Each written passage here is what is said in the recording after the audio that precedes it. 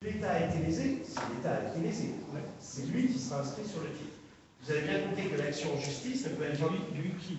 L'État. Non, l'État. C'est pas au nom de l'État, ça va être au nom du domaine, ça va être au nom de qui?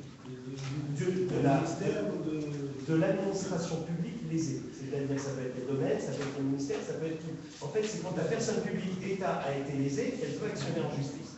Mais si ce n'est pas l'État qui a été lésé, on ne peut pas actionner en justice pour obtenir la radiation. On peut obtenir juste, bien évidemment, l'indemnisation, et vous avez dit, il y a du pénal. Si vous avez commis une faute, voire un meurtre, vous allez en prison.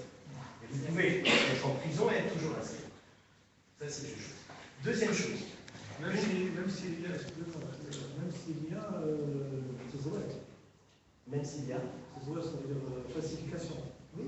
En fait, je parle de la première inscription sur le titre.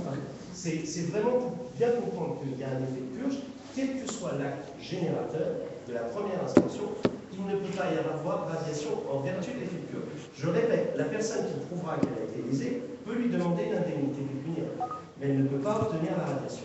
Là, on est bien d'accord.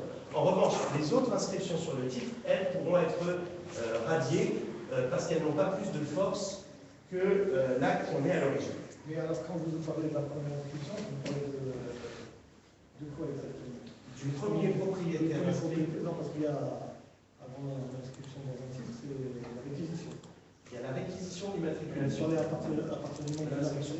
L'inscription, c'est Alors, je vais vous faites une requête auprès de la conservation foncière pour établir un titre foncier. tout à fait. La procédure de réquisition fait l'examen du conservateur, est examinée par le conservateur. Il peut y avoir une série de contestations. Vous savez que la procédure d'immatriculation peut être très longue, surtout s'il y a de nombreux